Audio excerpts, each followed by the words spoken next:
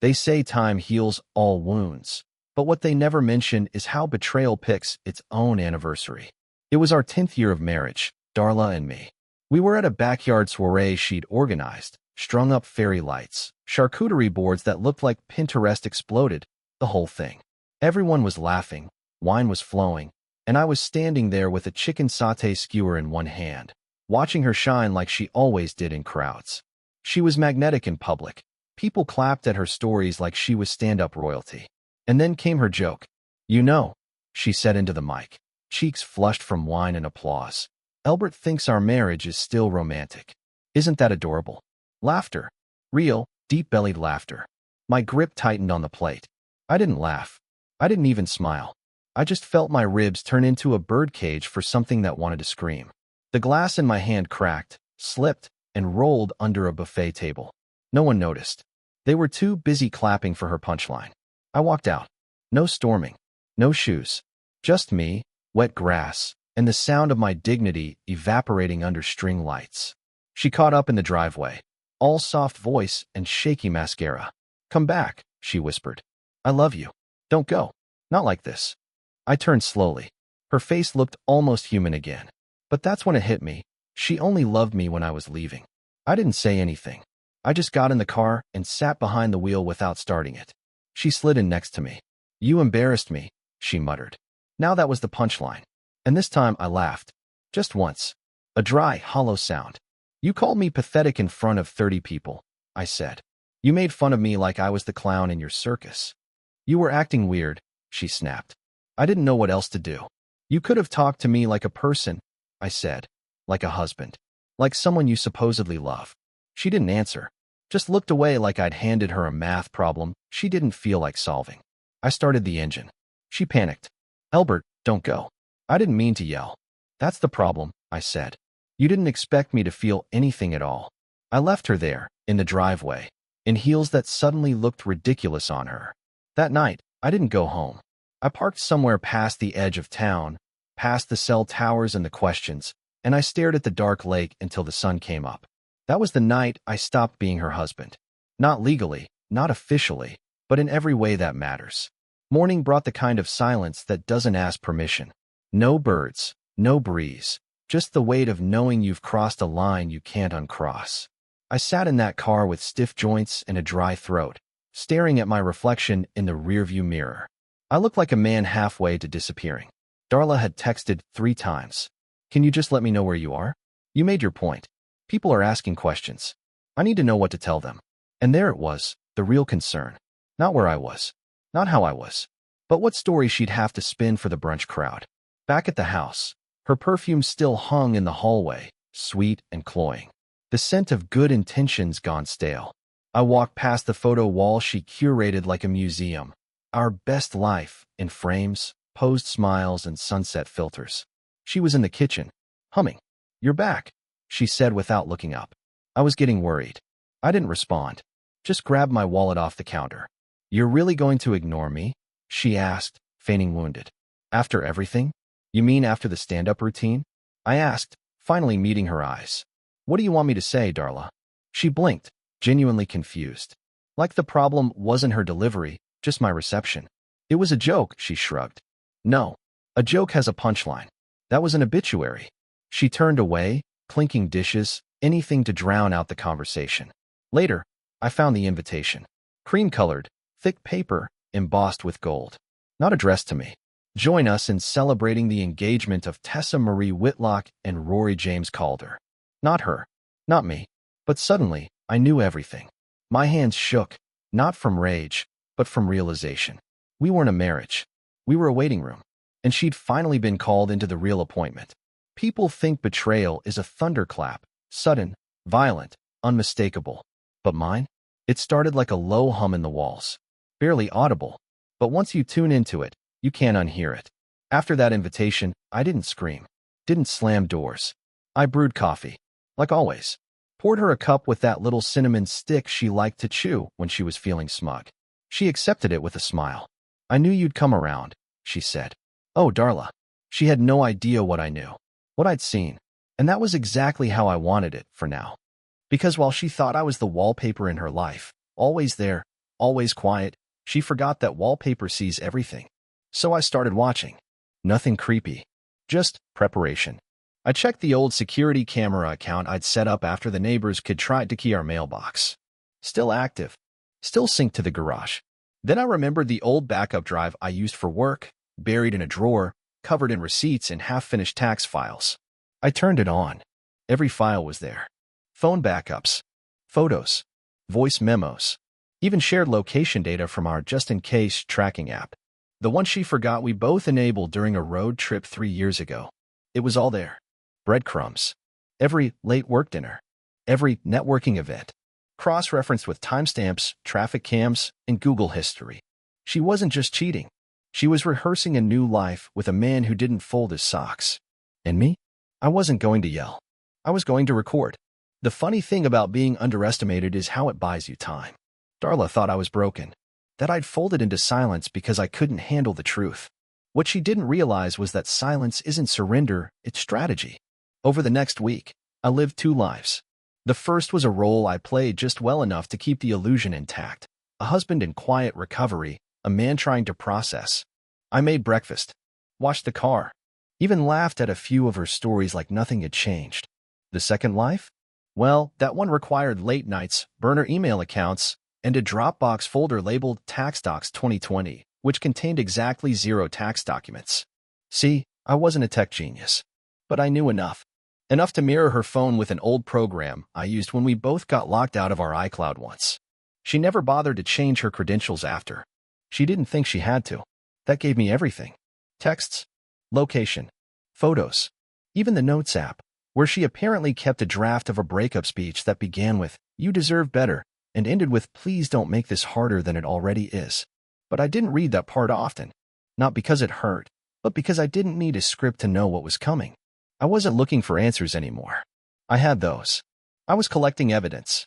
On Thursday, her phone pinged with a message from Rory's speech balloon. Yes, with the emoji. It read, "Can't wait for next weekend. That cabin is ours. Just you, me, and no more pretending. Next weekend." That gave me 6 days. Enough time to decide what kind of man I wanted to be when this all ended.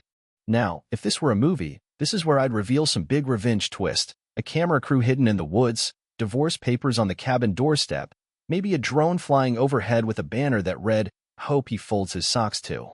But life isn't that dramatic. It's quieter, more surgical. So I made a list. Not a burn her stuff list. A to-do list. Simple. Efficient. Find a lawyer. Duplicate financial records. Change passwords. Book a one-way ticket.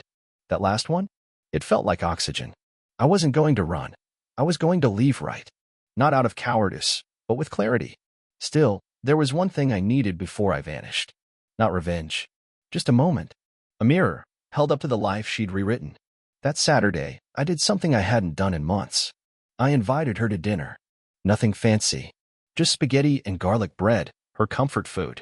She walked in from yoga or whatever she'd claimed it was, cheeks flushed, hair in a lazy bun, and raised an eyebrow. "You cooked?" she asked, setting her keys on the counter. "I figured we could talk," I replied. She hesitated, then nodded. Sat down. The wine was already breathing. Candle lit. A little callback to the version of us that existed before she decided I was safe but not spark-worthy. Halfway through the meal, I slid a small white envelope across the table. She looked at it like it might bite. "What's this?" "An invitation," I said. She opened it slowly. Her brow furrowed. "Dinner for 2. You, me, and the truth." She chuckled once, nervously. "Is this supposed to be cute or—" "It's not a joke, Darla." Her smile faltered. "You're scaring me a little. You should be scared. But not of me." She stared at me for a long time. The clock ticked above the fridge like it was keeping score. Finally, she said it. The thing I'd been waiting for since this all started. I didn't mean for it to happen. That line. The universal anthem of infidelity. I leaned back, arms crossed. "You didn't mean to schedule a weekend getaway with him? You didn't mean to write 'she said yes' in a caption while still legally married to me? You didn't mean to rehearse a breakup speech while sharing my bed?" Her face turned pale. "You've been spying on me?" "No," I said calmly. "I've been surviving you." She stood up, chair screeching against the tile.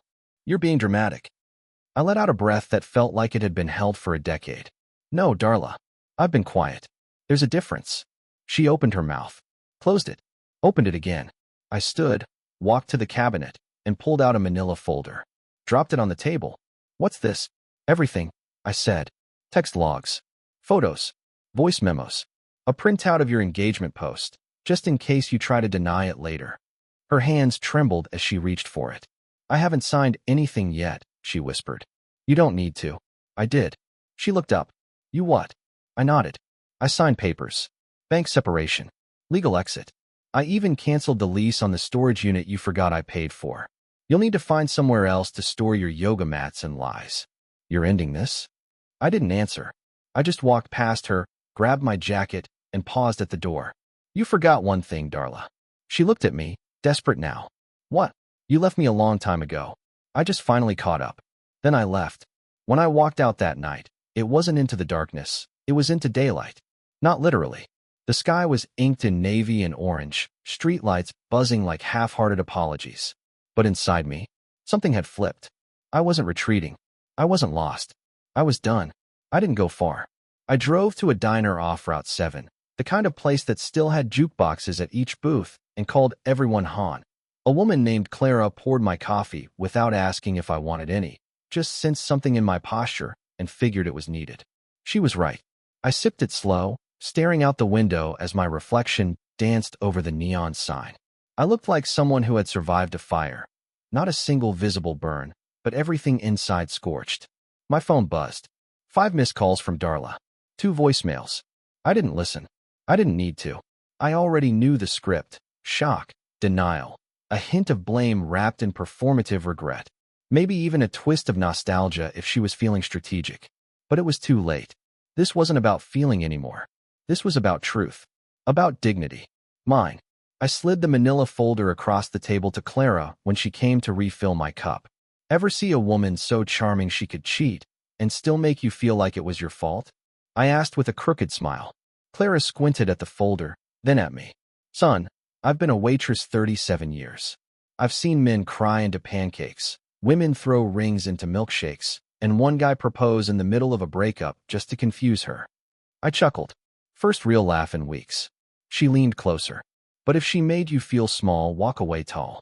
And with that, Clara handed back the folder and topped off my coffee like she was arming me for a battle already won. The next morning, I checked into a hotel under my full name. No aliases, no sneaking around. If Darla wanted to find me, she could. But this time, she'd have to look. I spent that day in silence.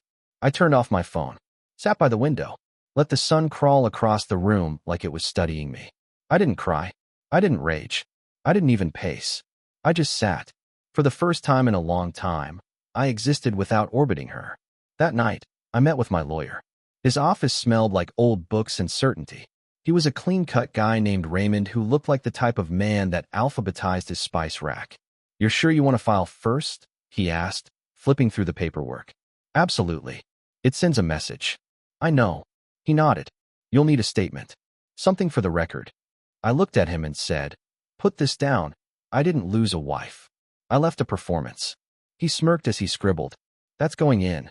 I went back to the hotel and finally listened to Darla's voicemails. The first was a high-pitched ramble, a nervous pitch in her voice like she was trying to talk her way out of a speeding ticket with a baby voice. Elle, can we talk? You didn't even give me a chance to explain. The second one was lower. Controlled. I don't know what you think you saw. But this is cruel. You're not being fair. You're blowing everything out of proportion. There it was. Cruel. Unfair. Out of proportion. That trio of deflections some people use when they've lost control of the narrative. I deleted both. At 8:14 the next morning, I got a text from her. Just one line. So this is how it ends. I stared at it for a full 5 minutes before typing back. No. This is how it should have ended a long time ago. We just ran out of distractions. Read receipt. No reply. Later that day, I dropped off a package at her door. Not a bombshell. Not a vindictive ploy. Just a quiet goodbye. Inside was the framed photo from our anniversary in May. The one where I was sunburned and she was laughing because I limped through a jellyfish sting. On the back, I wrote, you said I was boring. But you forgot. I remember everything. I didn't wait for a reaction. There's power in restraint. And Darla? She thrived on reaction. Silence was the one thing she couldn't spin. By sunset, I was at the lake. Not the one we used to visit. A new one. Fewer memories. Fewer ghosts. I stood at the edge of the water, toes in the sand, and exhaled like I'd been underwater for a decade. This wasn't the end of the story. Just the end of her chapter. And as for the next one? Well, let's just say it doesn't start with betrayal. They say closure is a myth, that there's no real end, just a series of well-disguised transitions. I used to believe that. Thought maybe I'd drift into a new life like a leaf in the current. But turns out, closure's real. It just doesn't knock. It lets itself in. The day after I sent Darla the photo, she showed up. I should have expected it. Should have known she wouldn't go quietly, not when there was still a narrative to control, still a story she hadn't rewritten in her favor. The hotel front desk called up. Said there was a woman downstairs asking for me. Sounded polite. Tense. Like someone trying not to get sued. I told them to send her away. They didn't. 5 minutes later, there was a knock at my door. 3 taps. Not loud. Not timid. Practiced. I opened it. Darla stood there in jeans and a loose sweater, the kind she wore during our first winter together. Her eyes looked tired, but not red. She wasn't crying. She wasn't here to apologize. Elle, she said softly. Can I come in? No. She blinked. That threw her. Good. I just want to talk. We've done enough talking. Now we're in the listening phase. You've had years of rehearsal. How about you sit through the live performance? She frowned. What does that mean? It means I'm not your husband anymore. I'm your consequence. Her face tightened, but she didn't leave. She pulled out her phone and showed me something. I deleted it, she said. The post. The pictures. Everything. I didn't look. You think that fixes something? I asked. No, she said quickly. But it's a start. I stepped back, just enough to breathe. You're trying to treat this like a public relations crisis, I said. Delete the posts, patch the optics, pivot to a new message. She swallowed hard. I made a mistake. Mistakes are miscalculating a dinner reservation, I snapped. You built a parallel life, Darla. You got engaged while you were still married to me. That's not a mistake. That's architecture. She bit her lip. The guilt was finally showing. Or maybe it was just losing control. I didn't love him, she blurted out. Didn't say you did. It wasn't about that. No, I nodded. It was about you. It always was. Silence stretched between us like a tightrope. One wrong word, and everything would snap. She finally broke it. I kept waiting for you to get angry, she admitted. To yell. To demand answers. Why? Because then I'd feel justified. But you just left. I didn't leave, I said. I escaped. That was it. No yelling. No door slamming. No tears. Just a door quietly shutting on a woman who didn't think I'd ever learn how to walk away. She didn't knock again. 3 hours later, I got a message from her sister. She's not doing well. Just so you know. I didn't respond. Not because I didn't care, but because caring had a cost, and I'd already overpaid. Instead, I got in the car. Drove out to the lake again. Same bench. Same wind. But this time, I wasn't mourning. I was rereading. Rereading my life, page by page, looking for the moment where my story stopped being mine. I thought maybe it was year 3, when she stopped dancing in the kitchen. Or year 6, when she stopped laughing at my bad jokes. But no, the story didn't stop. It just went silent. And now? Now I was writing again. At the hotel that night, I pulled out a notebook. Not a laptop. Not a phone. A real notebook. Pen to paper. No backspace. And I started from the beginning. This isn't a love story. It's a survival manual. I wrote until my hand cramped. Until the guilt drained out of my chest and onto the page. Until every unanswered question stopped echoing in my skull. And when I put the pen down, I didn't feel better. I felt free. Because Darla may have rewritten the ending, but I still owned the beginning. And now? Now it was time to build a middle that didn't need her name in the credits. I didn't go back for closure. I went back for the cast iron skillet. It was a Saturday, and Darla had left for yoga or brunch or whatever freshly curated activity filled the silence now. I had an hour, maybe less. Just enough time to collect what still belonged to me, not just legally, but spiritually. The house felt smaller. Not because anything had changed, but because I had. The walls that used to hold memories now held echoes. Furniture positioned for appearances. A couch that no longer sagged where I once sat.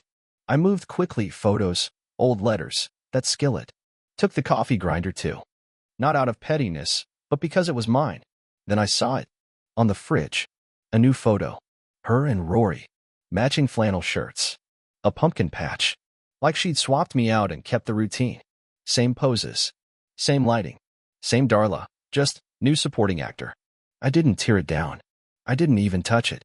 Just stood there, feeling the strange absence of anger. I wasn't jealous. I was offended that she thought love was a costume you could pass around.